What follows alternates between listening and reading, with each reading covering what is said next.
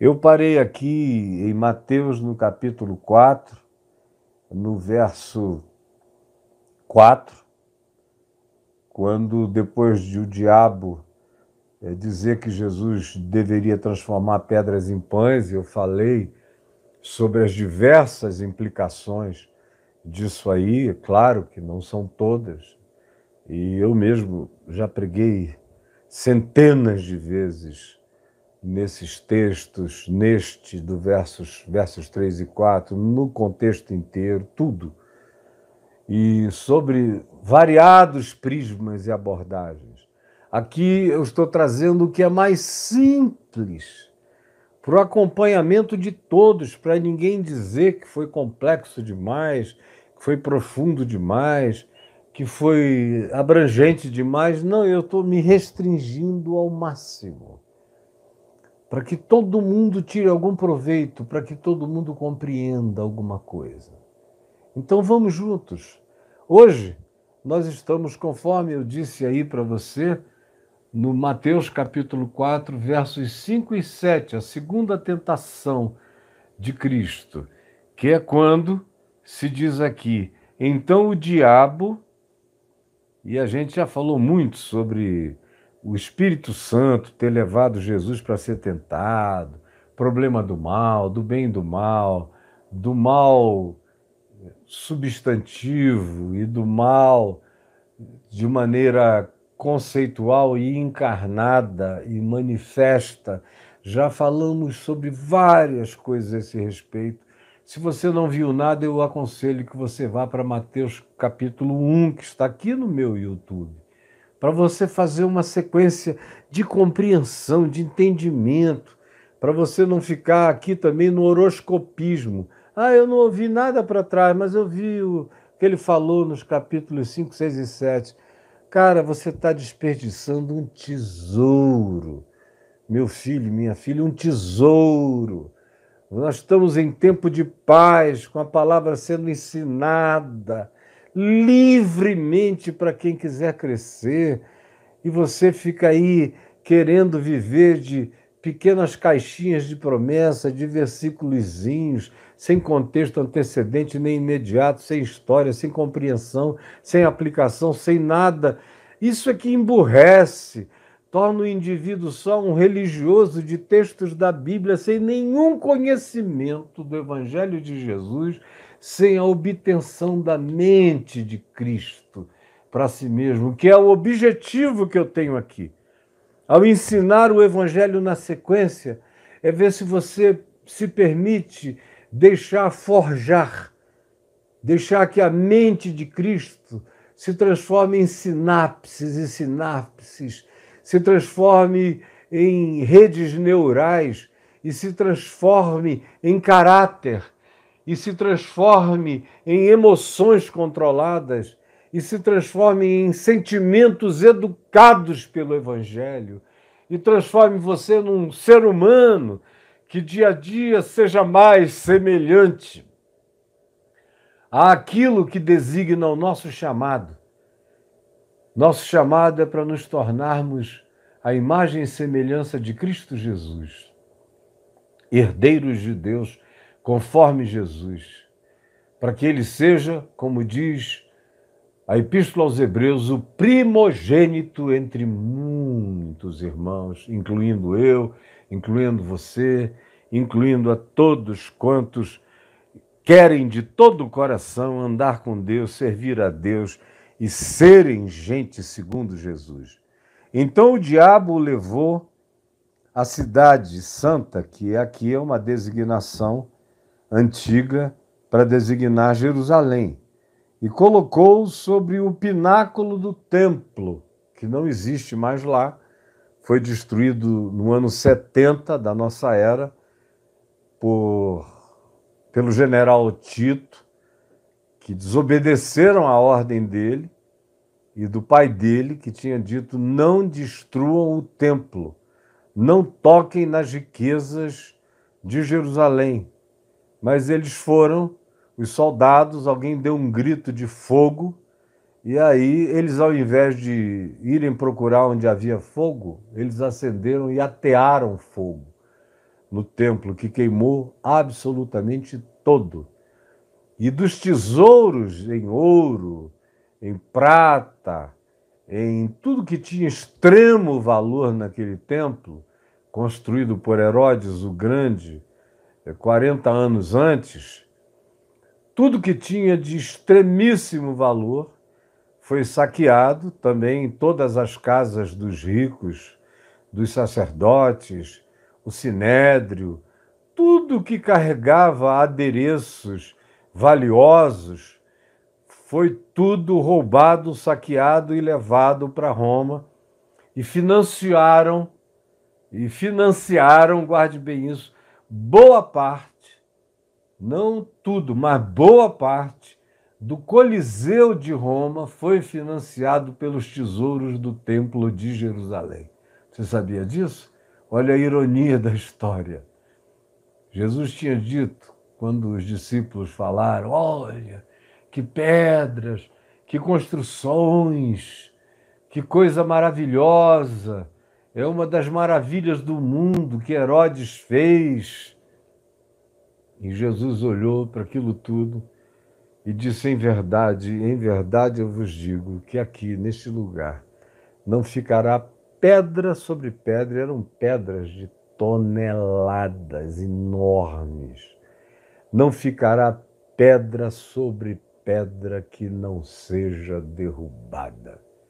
E foi o que aconteceu, o que sobrou de tudo aquilo são algumas pedras no chamado Muro Ocidental, o Muro das Lamentações, que está lá em Jerusalém, só um pouquinho de pedras de Herodes, e o resto já são edificações feitas posteriormente, até lá em cima, onde está a antiga esplanada do templo, e hoje a mesquita de Omar, que é mais um monumento, e a mesquita de Al-Aqsa, que de fato é uma grande mesquita tradicional, a terceira mais importante do mundo muçulmano, que está ali em cima, aonde era mais ou menos o pináculo do templo. E aqui se diz que o diabo levou Jesus a Jerusalém e o colocou. O colocou, eu acho interessante essa expressão, o colocou, que dá um determinado arbítrio, dá um determinado poder de não só de indução, mas de condução. O colocou. E Jesus vai até o lugar mais alto, é o pináculo, é o que está no topo. É como o ponto mais alto de um monte que os judeus chamam de Pisgah. Quando se diz Pisgah, não é o nome de um monte, é de qualquer ponta aguda, de qualquer montanha é o Pisgah. E o pináculo é a mesma coisa, é essa ponta mais alta da edificação. E além da ponta alta da edificação, ainda havia o abismo da muralha, enorme para baixo, de modo que eram muitos metros de altura, e virado se via todo o átrio na frente do templo, tudo. A multidão que vinha para os sacrifícios, não parava de haver gente ali. Em tempo algum aquilo era lotado, nunca estava vazio. Exceto à noite. Mas os turnos de sacrifício dos sacerdotes não cessavam. E o fogo não se apagava nem de dia nem de noite. Então veio o diabo e o colocou. O colocou. Achou que por tê-lo conduzido até ali, e por Jesus não ter dito nada, nem ter feito coisa alguma, quem sabe agora é nessa segunda oportunidade, porque a primeira tinha sido desperdiçada, fez chabu. Jesus disse a ele, nem só de pão viverá o homem, mas de toda a palavra que sai da boca de Deus. Eu lá vou transformar pedra em pães. Eu não vim a esse mundo para violar as leis da natureza. E tudo que vocês me virem fazer como milagre, é apenas a utilização da própria natureza que em mim foi criada e em mim é. Porque todas as coisas foram feitas por meio dele, para ele e nele. São todas as coisas, como Paulo diz, nele tudo subsiste.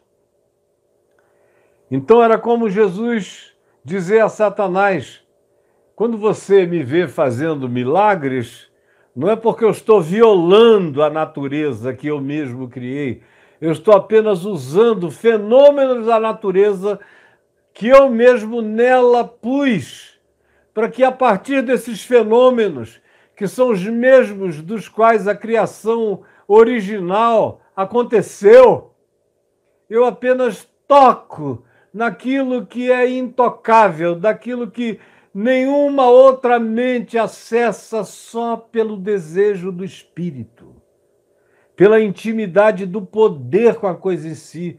Os meus milagres não são violações naturais. Os meus milagres são utilização de fenômenos para os quais vocês são completamente ignorantes, mas que realizam os efeitos necessários para matar fome, para andar sobre as águas, para curar doentes, para saber o que vocês estão pensando e falar direto ao coração de vocês. Enfim, tudo que eu faço tem a ver com o que eu sou. E aqui eu abro um parêntese só para dizer que ele é como nós poderemos vir a ser. Jesus é, quando se designa como o Filho do Homem, ele está dizendo, como disse Teilhard de Chardin, que ele é o ponto ômega da criação e do desenvolvimento e da evolução e da construção humana. Quando nós nos tornarmos absolutamente plenos de humanidade, nós seremos exatamente como Jesus. E quanto mais diferentes nós sejamos dele, menos humanos nós somos. E, portanto, menos divinos. Porque quanto mais humanos, segundo a imagem e semelhança de Jesus, nós nos tornarmos, mais divinos nós nos tornaremos. O humano e o divino em Jesus são misturados e a mesma coisa, são uma realidade de síntese indivisível. E Jesus é a expressão dialética dessa conjunção que nenhuma filosofia, pensamento, física, de nenhuma natureza conseguem alcançar, até hoje e para sempre. No entanto, é na direção de me tornar um Cristo, de me tornar um Jesus glorificado que eu estou andando. Aqui na Terra, as manifestações todas dele, ele disse que eu e você poderíamos fazer. Foi isso que ele disse no Evangelho de João. Que as obras que eu faço, eu não as faço por mim mesmo, mas o Pai que me designou as faz em mim. E aí disse aos discípulos que vocês também podem realizar o mesmo, as mesmas obras que eu faço. E ainda outras maiores, leia lá em João 14, e outras maiores vocês podem fazer, porque eu vou para junto do Pai. Então, Jesus é a referência de tudo o que na terra eu posso viver. E o Cristo ressuscitado é a minha vocação eterna em relação ao que eu serei e me tornarei conforme ele, porque ele não tem ciúme de tornar os seus irmãos seres semelhantes a ele, filhos do seu Pai. De modo que a minha vocação eterna é me tornar como Jesus ressuscitado, o Cristo eterno. É para isso que eu sou chamado e eu não quero nada menos do que isso. Enquanto isso, eu sigo Jesus no mundo, buscando a sua imagem e semelhança, o seu caráter, a sua mente, os seus princípios, as suas causas, as suas pautas, a sua graça, o seu poder, os seus milagres, as suas intervenções, a sua misericórdia, a sua compaixão acolhedora, a sua coragem, a sua valentia santa, o seu profetismo honesto quando necessário, não importando quais fossem as consequências. É isso que eu busco, é isso que eu quero ser. Qualquer outra coisa que não seja isso não me interessa há 50 anos. E quando eu abri um parêntesezinho para tentar me interessar por outras coisas, a mão de Deus maravilhosamente pesou sobre mim, me sacudiu todinho e disse: eu não te fiz para bobagens. E aqui estou eu, seguindo firme, esquecendo-me das coisas que para trás ficam, prosseguindo para o alvo, para o prêmio da soberana vocação de Deus em Cristo Jesus, que é justamente isso que eu acabei de explicar em não poucas palavras. Em Jesus, então, foi levado pelo diabo que o colocou sobre o pináculo do templo, parte mais elevada. E então lhe disse, Jesus lá no alto, aparentemente sem nenhuma fobia de altura. Claro, o Evangelho de Lucas diz, levou, depois vai dizer, na terceira tentação, levou, mostrou-lhe todos os reinos do mundo. Aqui em Mateus vai dizer, levou a um alto monte. Isso tudo não interessa, o que interessa é a visualização. Nesse caso aqui, no pináculo do templo, a geografia é importante, muito importante. Que fosse no templo, no pináculo, com todo mundo lá embaixo podendo ver Jesus, porque ninguém estava vendo o diabo do lado dele. Só Jesus via o diabo. Os crentes judeus não viam nada. No máximo, quem olhou para cima falou, olha lá, de onde veio, eu me pergunto, aquela tese repetida algumas vezes pelos religiosos de Jerusalém de que Jesus era potencialmente um suicida. Vocês já leram isso? Nós vamos passar por lá mais adiante. Quando eles diziam, ele é um suicida. Eu fico me perguntando de onde eles tiraram isso. E eu não tenho nenhuma possibilidade de ser assertivo, mas eu apenas especulo aqui, no caso, como uma especulação.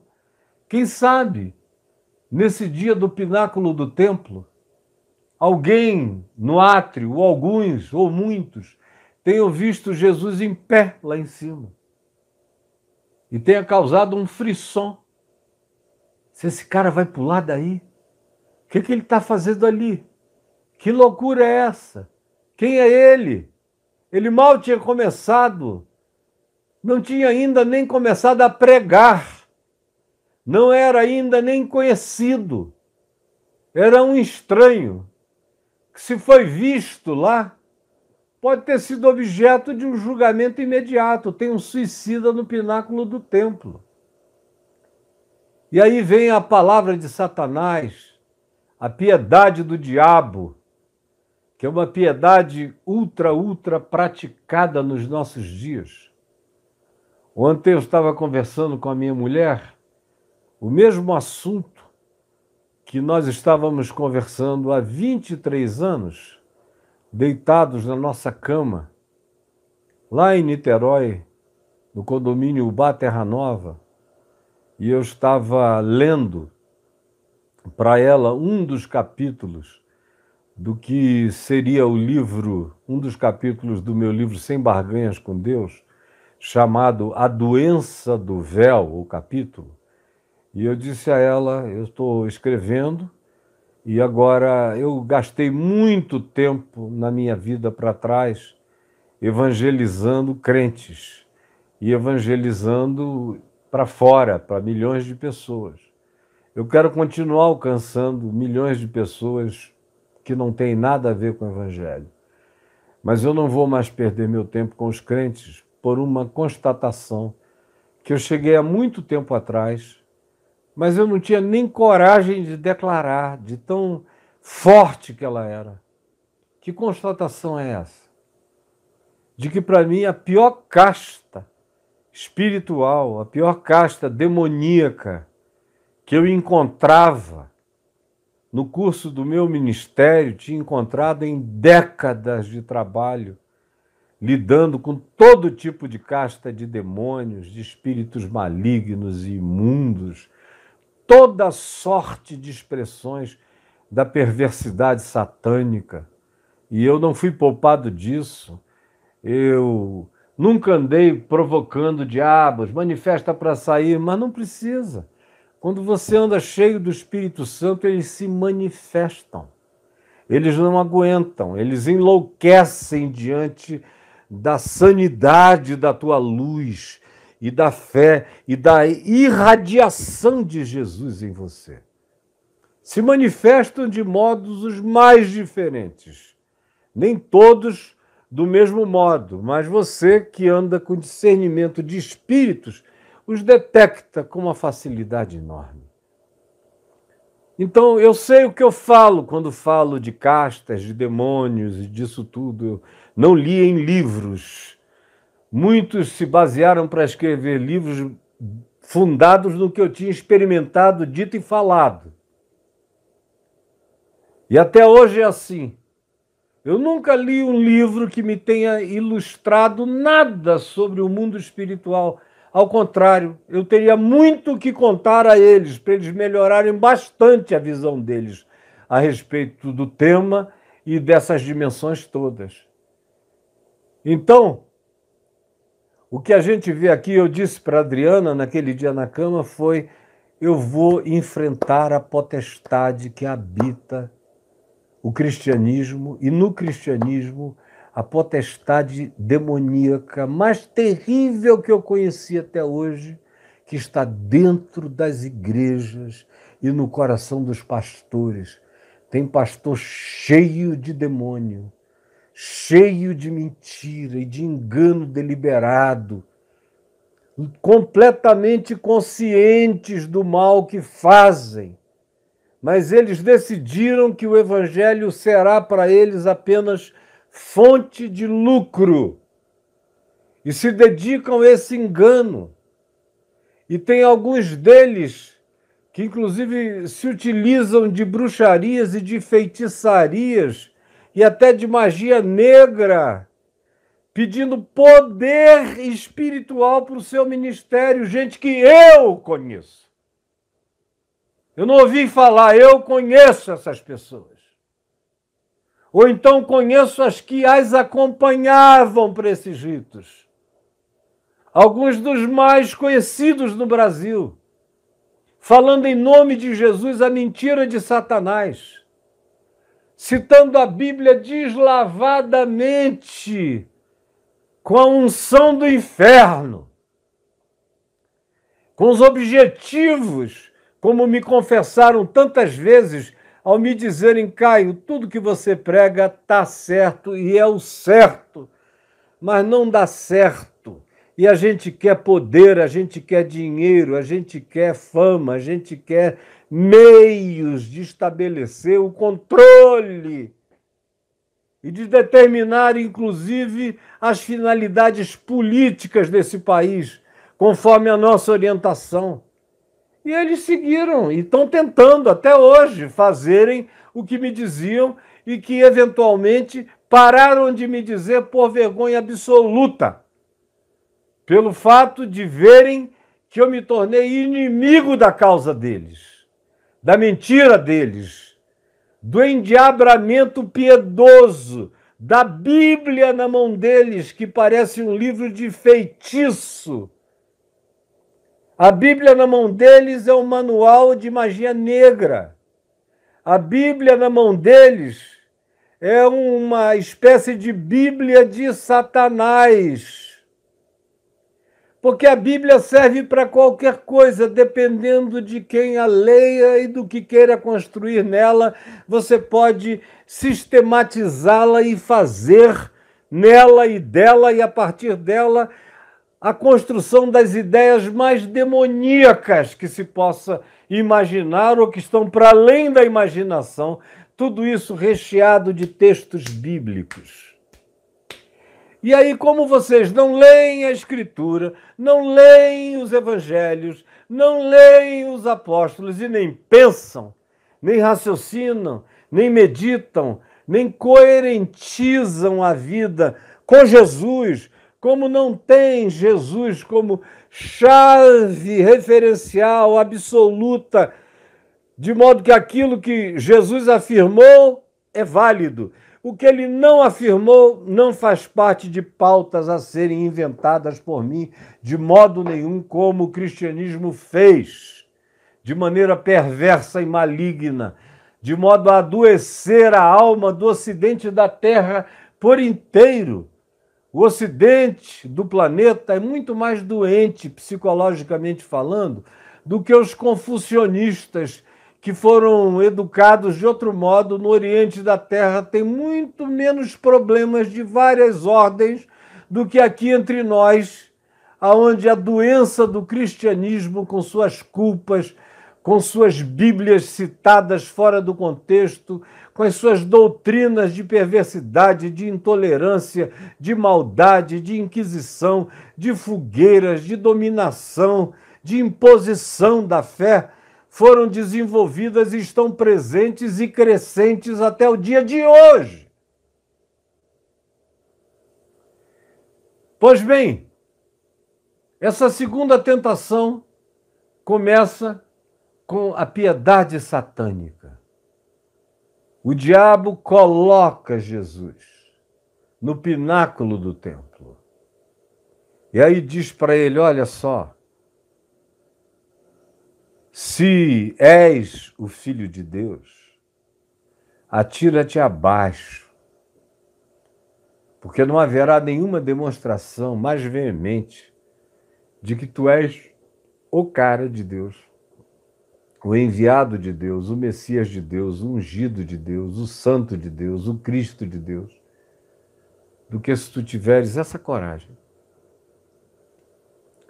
de clamar pelo Salmo 91, que é o salmo predileto dos crentes, é o salmo afugenta demônio, é o salmo Boa Noite em espiral, que se acendia no interior para espantar carapanã e mosquito. É o salmo spray de demônios. O cara abre na casa dele a Bíblia grande no Salmo 91 e acha que os diabos, os demônios fogem. Cara, é muita ignorância.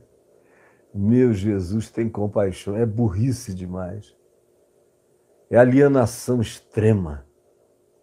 Eles nem percebem que o Salmo 91 é aberto pelo diabo, não precisava abrir, porque o diabo nunca precisou de livro, sabe a escritura de cor e salteado.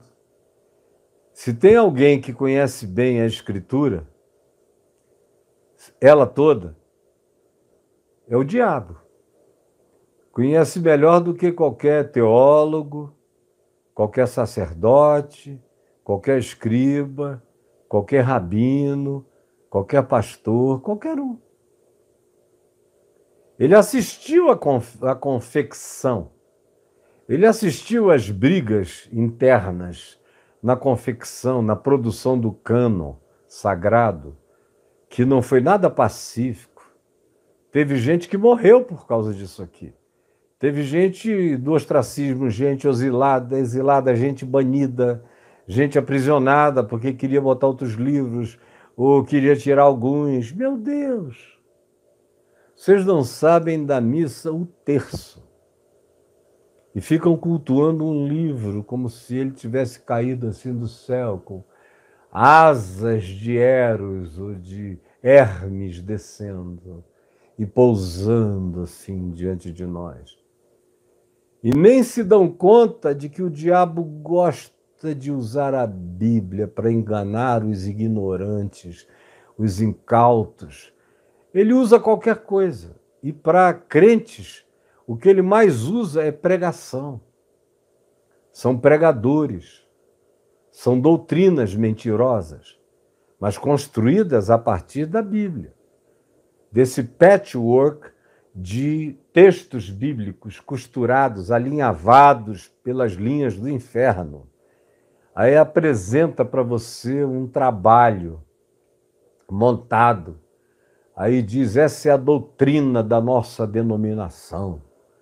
Aí você come aquilo ali como se fosse palavra de Deus. E o diabo gargalha pelos milhões de cristãos que seguem a mentira. Em nome de Cristo, em nome das suas denominações, em nome das suas igrejas, dos seus pastores, dos seus padres, dos seus sacerdotes, dos seus papas, enfim, de todo mundo. Ou em nome dos seus médiuns, aonde também a Escritura é lida, muitas vezes sem contexto. Mas eu garanto a vocês uma coisa, infelizmente, ou felizmente, não sei, Deus o sabe, mas há menos coerência em algumas leituras que eu vejo sendo feitas por alguns médiuns cultos do Espiritismo do que em 99% dos pastores evangélicos, que quase sempre, com raríssimas exceções, jogam a flecha lá do outro lado, longe do ponto de convergência da verdade, segundo ensinado por Jesus. É triste. Aí, quando eu disse isso a Adriana, eu vou me levantar e vou viver os últimos dias da minha vida pregando para os de fora e enfrentando os de dentro, porque é dentro que está a pior casta. Nem na magia negra eu encontrei jamais uma casta pior do que essa que habitam os pastores da grana, do dinheiro, da mentira, do engano, do poder, da volúpia, da luxúria, do culto ao dinheiro, aos bens, às propriedades. São almas vendidas ao diabo, enganando pobrezinhos de crentes simples, que têm uma tendência enorme pela própria ignorância e pela falta de conhecimento, a tendência de se tornarem fanaticíssimos e vítimas deles. Eu sei que eu vou apanhar mais do que jamais, mas não interessa, eu vou viver até o último dia para expor as devocionalidades de Satanás. Quando eu acabei de falar isso, a gente estava deitado aqui na cama, ela no meu braço, eu com a Bíblia aberta, a gente conversando, tinha uma lâmpada aqui do meu lado, outra lâmpada do lado dela, na cabeceira da cama. Quando eu acabei de dizer isso, as duas explodiram. Pá! E nós dois tivemos um testemunho concomitante de que aquilo era obra de Deus. Era raiva de diabo e era validação do trabalho do Espírito Santo, dizendo, vai, que agora tu tocaste no nervo mais exposto de Satanás, que está dentro daquilo que chamam igreja. Mas onde Jesus bate do lado de fora, querendo ver se existe ainda alguém dentro que possa ouvir a sua voz, alguém que possa abrir a porta para cear com ele, e ele com tal pessoa. Para mim foi um selo extraordinário. De lá para cá, eu tive milhares de validações de que eu estou fazendo a coisa certa na hora certa e não podia ser diferente. E com a unção do Espírito, com a necessária provocação do Espírito Santo, contra todos aqueles para quem, como disse Paulo, escrevendo a Timóteo, a Tito, sentirão coceira nos ouvidos quando ouvirem o Evangelho puro e verdadeiro, eles não aguentam. Eles gritam, eles saem correndo, eles blasfemam, eles odeiam, e eles dão assim a maior evidência de que a verdade se lhes tornou insuportável. Então, entrando no texto, nas devocionais de Satanás, colocou a Jesus no pináculo do templo, no lugar da religião, da leitura dos textos da Escritura, das oferendas de bodes, de touros, de carneiros, de ovelhas, de pássaros, conforme a intenção da oferenda do ofertante, sangue, sangue, sangue, sangue sendo derramado e mosca, né? Onde tem sangue tem muita mosca. Meu Deus, aquilo ali só é bonito para quem não está perto. Perto era um cheiro de sangue coalhado. Tinham que ficar lavando o tempo todo, era um moscaréu horroroso. Não tem nada bonito nem sublime naqueles sacrifícios. Jesus nunca achou nenhum deles belo. Lá está ele, no alto. E quem sabe, alguns olhando para cima, quem é o suicida? Aí o diabo cita o Salmo 91. Está pensando o quê? Vai, se tu és o Filho de Deus, se és mesmo, então pula daqui para baixo e evoca o Salmo 91, onde está escrito: aos seus anjos dará ordens a teu respeito, para que te guardem em todos os teus caminhos. É o que está escrito no Salmo 91. Mas o diabo é especialista em tirar um texto do contexto. Aí ele cita só a parte que lhe interessa. Aos seus anjos dará ordens a teu respeito, para que te guardem. E para aí, ele vai botando aqui reticências.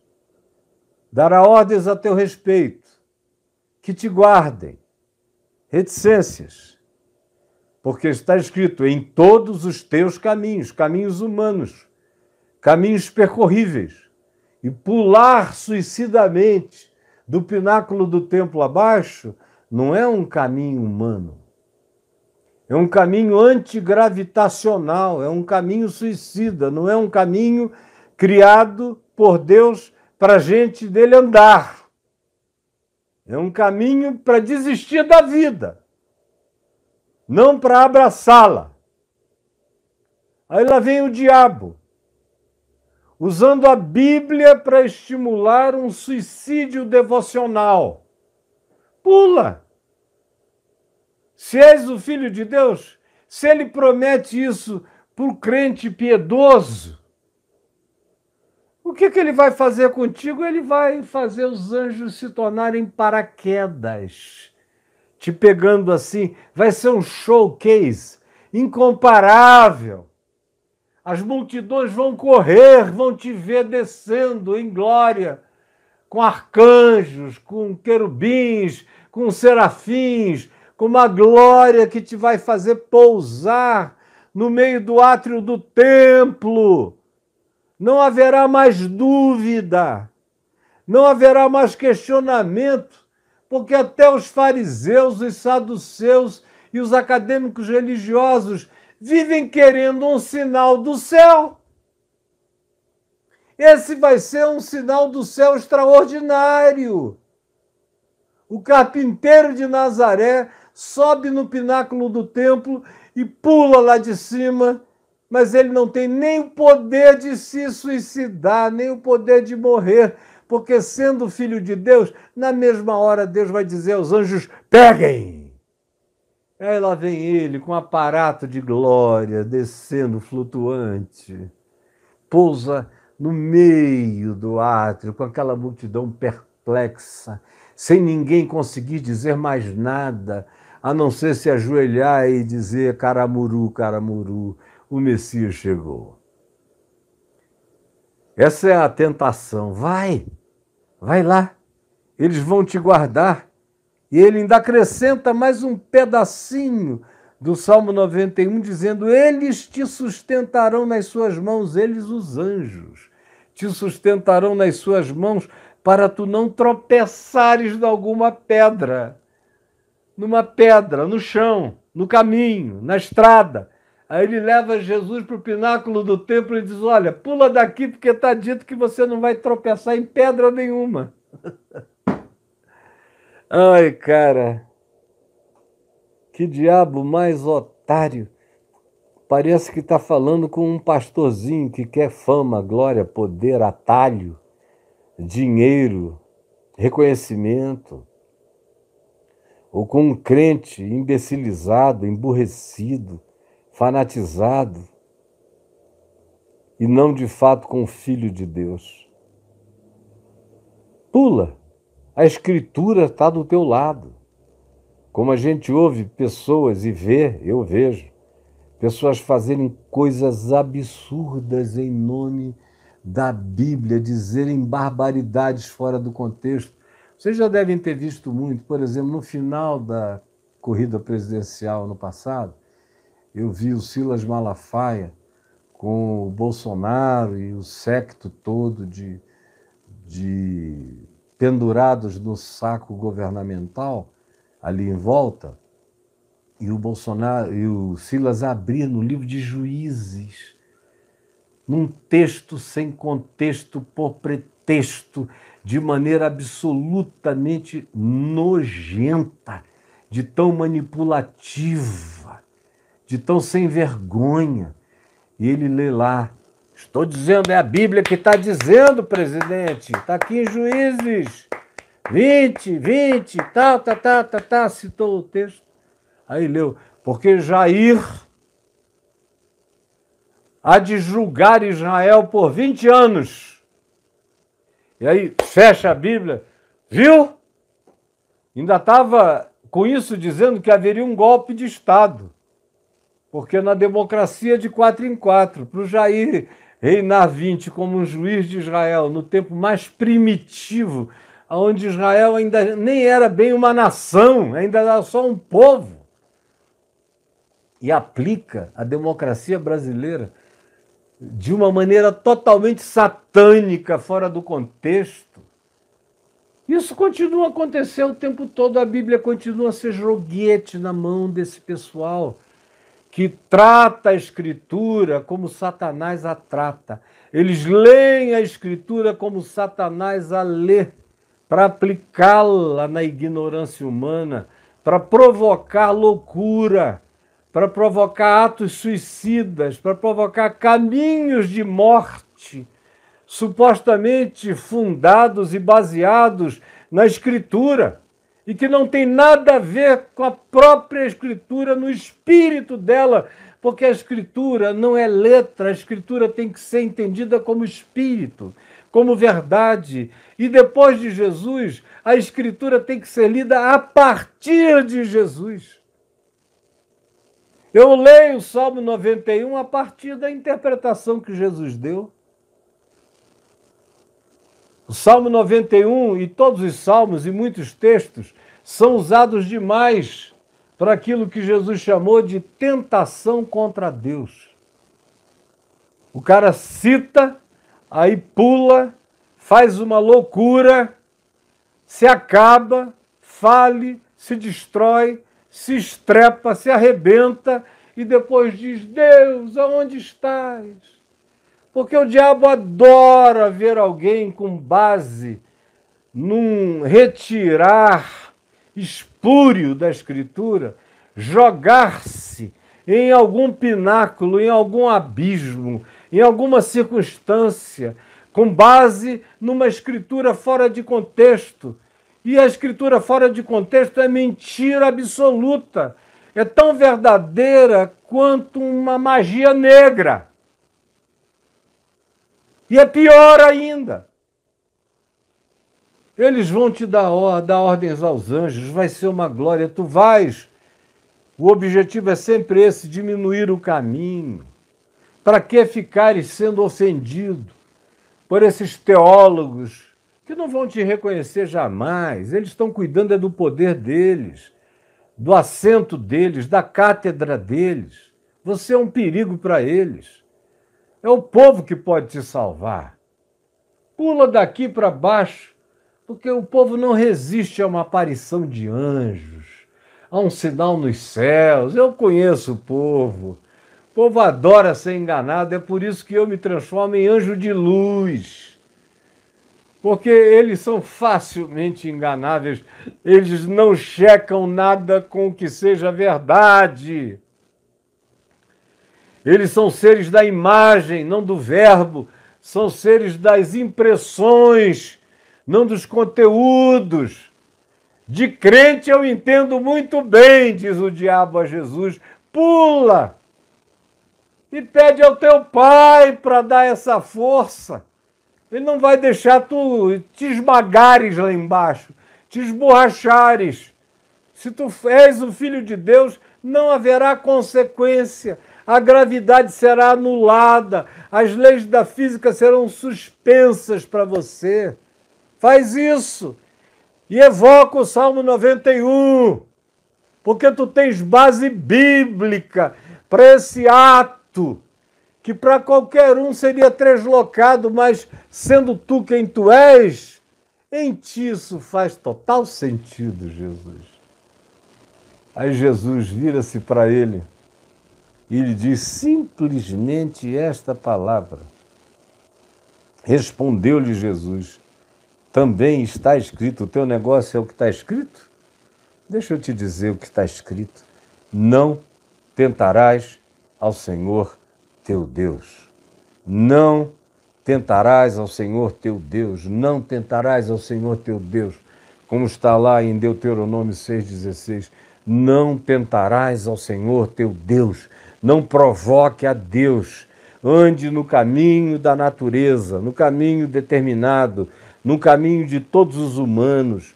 E ele veio, Jesus veio ao mundo para andar no caminho de todos os humanos, para ser tentado em todas as coisas à nossa semelhança, só que sem pecado.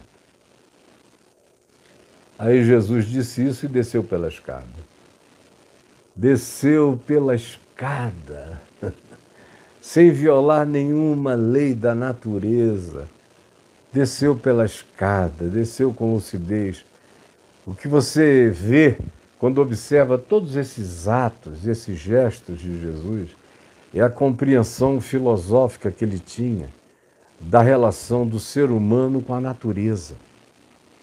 Quando disseram que a Torre de Siloé tinha caído sobre 18 pessoas que estavam subindo para ver mais de cima a vista em volta da cidade de Davi e na região ali entre a cidade de Davi e o Monte das Oliveiras, e o início do Ribeiro de Cedron, Fonte de Guion, tudo aquilo ali embaixo, e uma visão bonita. Mas é interessante que Jesus, quando disseram, olha, se eu soube que 18 pessoas iam subindo a Torre de Siloé e a torre desabou com eles morreram debaixo das pedras. Aí Jesus já sabia o que os caras estavam querendo dizer. Eles devem ser mais pecadores do que os outros, né? Jesus disse, vocês estão pensando de que porque a lei da natureza se cumpriu, a edificação foi mal feita, e as pessoas ignorantes em relação àquele tipo de edificação e de como ela tinha sido mal construída, e morreram sob os escombros, foi só um acidente. Acidentes acontecem. As leis da física instituídas por mim estão aí, não são suspensas. A cada hora em que uma pessoinha legal provavelmente vai tropeçar. Se tiver que tropeçar, tropeçará. Ele não brinca com as fisicalidades, com as realidades, com os fenômenos naturais, em nenhuma perspectiva. Quando ele transformou água em vinho, foi um fenômeno físico, de natureza quântica. Quando ele andou por sobre as águas, foi um fenômeno que hoje a física explica também, de várias formas, com várias teorias, todas elas viáveis. E todos os outros fenômenos. Quando você vê o rosto dele brilhando como o sol, isso não foi de fora para dentro, é a luz que a gente tem dentro, que emana de dentro para fora. Que todo mundo tem, mas em todos nós é atrofiado, e em Jesus nada tinha atrofia. Em Jesus todo o potencial humano estava plenificado. Mas ele, cumprindo a sua própria consciência de Criador, existindo agora na forma de uma criatura que, sendo Deus, não julgou como usurpação ser igual a Deus, antes a si mesmo se humilhou e desceu a escada do pináculo do templo. Por isso é que recebeu o nome que está acima de todo nome, a cujo nome todos os satanases se dobram e se curvam e dizem que Jesus Cristo é o Senhor para a glória de Deus o Pai. Ele preferiu atravessar e fazer o caminho do dia a dia. Já tinha escolhido o pão de cada dia, agora ele está escolhendo o passo de cada dia, a jornada de cada dia, a tarefa de cada dia, o trabalho de cada dia, o esforço de cada dia, a compreensão e a incompreensão, o bom entendimento e o mau entendimento. Ele não está querendo fazer qualquer magia que impressione pessoas de maneira apenas mágica. Ele quer produzir consciência. O tempo todo ele está ensinando e dizendo: vai tu e faz o mesmo. Aquele que ama meu Pai é tão somente aquele que ouve as minhas palavras e as pratica.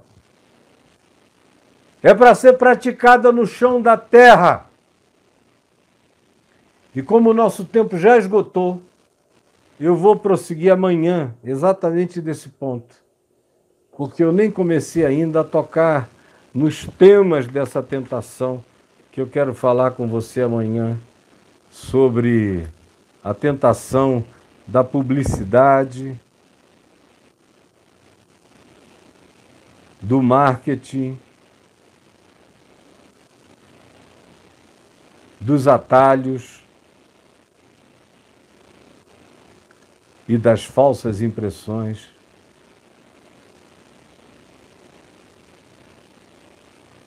Como eu vi um dia um amigo meu, construtor, que foi contratado por uma igreja, não pentecostal, uma igreja presbiteriana, onde tinha um pastor presbiteriano muito safado, muito canalha, que pegava as menininhas todas da igreja, solteiras e casadas, engravidou algumas.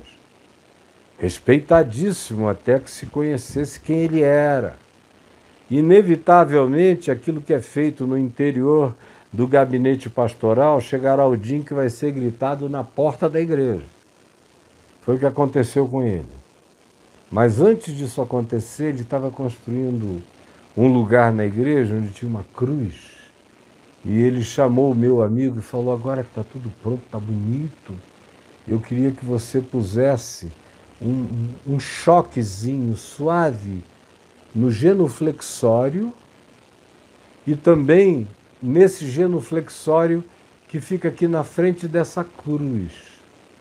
De modo que também você ponha um atrás da cruz, que se eu apertar num pequeno botão, quem estiver ajoelhado ali sinta um tremor, um choque leve, que não dê para a pessoa pular, mas que a faça ficar impressionada, pensando que ela está recebendo uma visitação de Deus.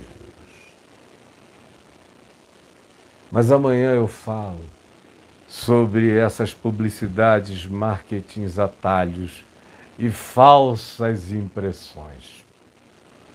Sabendo você que é o diabo que coloca a gente em acesso a essas possibilidades. Cabe a cada um de nós decidir qual o caminho. E eu espero que a gente aprenda a decidir e a escolher qual seja o caminho. Jesus, por favor, dá que o que eu comecei a dizer hoje ecoe, ecoe e ecoe, e se torne um imprimatur no coração de cada um, de modo que se torne inapagável, inesquecível e inexcusável na mente de cada pessoa que me vê e que me ouve, e aquelas milhares que vão ver e vão ouvir depois, que aconteça no coração de todos a mesma natureza de unção, de conhecimento, de discernimento e de compreensão do Evangelho. E que a transformação que vem pela compreensão da tua palavra seja operada na cara do diabo, na expressão certeira e assertiva da nossa vida. Em nome de Jesus. Amém e amém.